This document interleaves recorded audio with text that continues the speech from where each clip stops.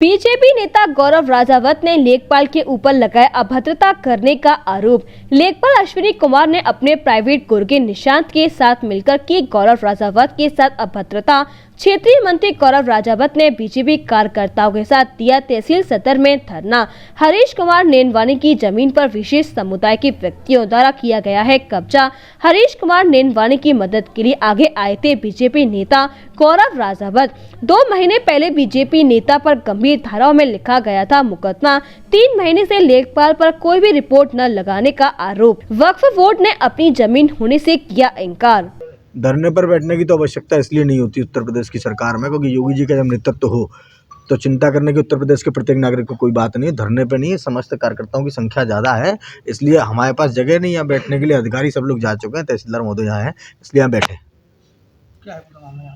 मामला ये 29 तारीख को एक मुकदमा मेरे ऊपर एक व्यक्ति ने प्रार्थना पत्र दिया। उत्तर प्रदेश की स्वच्छ और स्वस्थ कानून प्रणाली जिसके नेतृत्व कर रहे हैं आदरणीय योगी आदित्यनाथ जी और भारतीय जनता पार्टी की सरकार, और उसके तहत उस पर एक मुकदमा पंजीकृत हुआ।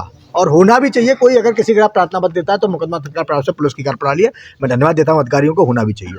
उसकी जांच में उन्होंने ये कहा कि वक्फ की ज़मीन पर मैं जा कर रहा हूँ, जिसमें कि हरीश कुमार नैनवानी जी हैं, इनकी ज़मीन थी, ये मुझसे मदद मांगने आए थे।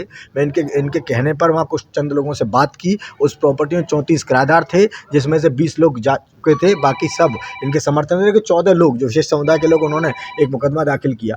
मुकदमे के बाद जो वक्फ का जो लेटर है आप देख रहे हैं कि वक्फ ने ये कह दिया कि जो हमारी संपत्ति नहीं है, ये खुद सुन्नी सेंट्रल वक्फ बोर्ड का लेटर है, जब उनकी संपत्ति नहीं है तो मुकदमा फर्जी है। लेकिन उसके बाद जब नगर निगम ने अपनी जांच कर दी, उन्होंने कह दिया उक्त उत्तराधिकारियों की संपत्ति है।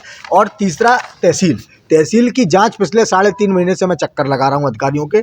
मैं आरोपी होने के बावजूद भी चक्कर लगा रहा हूं, जो प्रार्थी है वो नहीं आ रहे क्योंकि वो झूठा प्रार्थना पत्र है। तो उसके बाद एक लेखपाल अश्विनी कुमार के द्वारा आज अभद्रता की गई। 3.5 महीने से मेरे कहने के बाद उस पर जांच नहीं हुई, और 3.5 महीने से ऐसा कौन सा कारण था ये मुझे बताया जाए कि उसकी जांच नहीं हुई। आज अश्विनी कुमार अभद्रता करके तहसीलदार साहब के सामने अभद्रता की है। तहसीलदार साहब ने स्वीकार किया कि उसने अभद्रता की है, और ये कहते हुए यहाँ से चले गए। तो इस पर जो करा जाए कर ले, मैं जाँच नहीं करता। अगर सुविधा शुल्क नहीं तो जाँच भी नहीं। तो इसलिए आज यहाँ आपके माध्यम से मैं वरिष्ठ अधिकारियों से निवेदन और आग्रह कर रहा हूं कि आप देख रहे हैं हम सोने की चम्मच लेके पैदा हुए नेता नहीं है। हम लोग कार्यकर्ता से राजनीति की तरफ अग्रसर बढ़ रहे हैं। जो मार्ग प्रशस्त किया है स्वच्छ राजनीति का और उत्तर प्रदेश को उत्तम प्रदेश बनाने का, उस पर भारतीय जनता पार्टी कार्यकर्ता के रूप में हम लोग चल रहे हैं। लेकिन उसके बाद अगर कोई ऐसे अभद्रता करेगा तो चेतावनी देना चाहते हैं। ये युवा मोर्चा के रणबांकुर हैं, और हम लोग कहते हैं कि अपने नारों में गैरों का ना गैरों का, युवा मोर्चा शेरों का, और शेरों को छेड़ोगे तो छोड़ेंगे नहीं। अगर हिंदू समाज की अस्मिता पर किसी गरीब की जमीन पर और किसी मजलूम की जमीन पर कब्जा होगा तो निरंतर वहां खड़ा मिलूंगा और उसकी आवाज उठाता रहूंगा।